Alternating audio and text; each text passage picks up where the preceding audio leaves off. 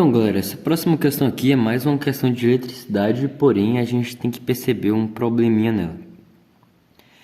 Então, vou ler ela aqui para vocês. Ela começa com um texto que está escrito: Pus-me a construir um telégrafo tirado da minha cabeça.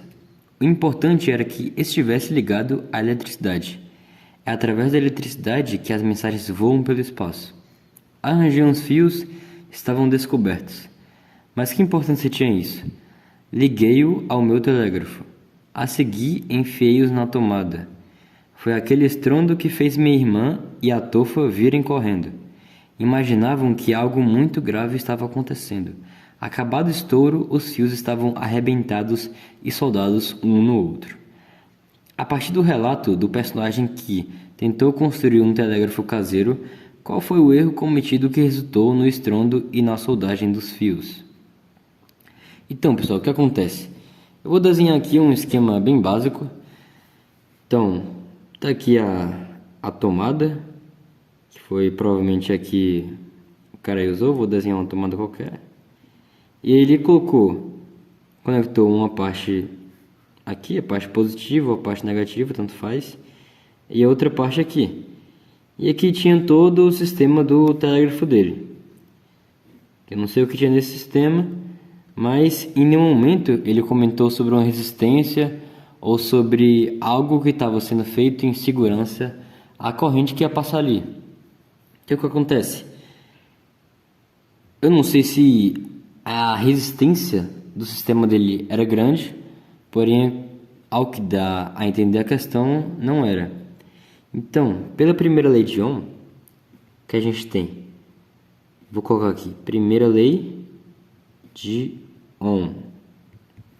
Ela vai relacionar a tensão aplicada, que é a tensão que a parede, né, a tomada, ela vai gerar, que dependendo pode ser 220, 110 volts, mas não vem muito ao caso. Então, ela vai igualar a tensão com a resistência vezes a corrente que vai passar naquele fio. Ou seja, a corrente que passa no fio, ela é a tensão, que 220, 110 volts é algo considerável, sobre a resistência. Então, quando a gente tem um fio liso, um fio ali sozinho, essa resistência ela tende a zero, ela é muito pequena. Então, a gente percebe que é a tensão, que é um valor considerável, dividido por algo que é muito pequeno. Aqui, ó, muito pequeno. O que vai acontecer? A corrente ela vai aumentar muito. Então, a quantidade de energia, a quantidade de carga que está passando pelo fio, por unidade de tempo, ela é muito grande. O que acontece quando ela é muito grande e os fios estão desencapados? Ou seja, eles estão, como diz na questão, né? Eles estão descobertos. O que vai acontecer é que vão começar a ser geradas faíscas, porque a quantidade de calor que está passando pelo fio, a quantidade de energia, ela é muito alta. E por serem geradas faíscas, vão acontecer pequenas explosões, que foi o que aconteceu, foi o que foi responsável pelo que ele chamou de estrondo, né? Foi a pequena explosão que ocorreu devido a essas faíscas geradas pelos fios estarem descobertos. Então o que acontece? Ocorreu uma situação de curto-circuito. Porque quando é que o curto-circuito ocorre? É quando eu conecto o positivo com o negativo no mesmo potencial. Então a tomada ela tem um positivo e tem um negativo. Porém, quando não coloco nenhuma resistência no fio, eu faço com que o potencial aqui seja o mesmo potencial daqui. Então o que acontece? Eu vou ter uma situação de curto-circuito, em que uma diferença de potencial é gerada no fio, porém ele é liso, ele não tem nenhuma resistência. E aí nesse curto-circuito, o que acontece é que a corrente, de novo, fica muito grande e uma grande quantidade de calor passa pelo fio. E uma grande quantidade de calor passa pelo fio desencapado ainda, vai gerar faíscas. E essas faíscas geram pequenas explosões. E por que os fios eles ficam soldados um no outro? Então, quando começa a passar uma grande quantidade de calor aqui, que é um calor muito alto, esses fios eles vão começar a derreter. E quando os fios começam a derreter, e aí encostam um no outro devido às pequenas explosões, e aí eles vão derreter levemente, aí depois vão soldar um no outro de novo, e eles vão ficar soldados um no outro. Então, devido à grande quantidade de calor, eles acabam derretendo por um instante. Quando encostam um no outro de novo, eles não ficam mais derretidos, né? Eles vão começar a voltar ao estado normal, porque a grande quantidade de calor vai ser parado, né? Porque já explodiu tudo, eles já desconectaram na tomada, não tem mais corrente passando.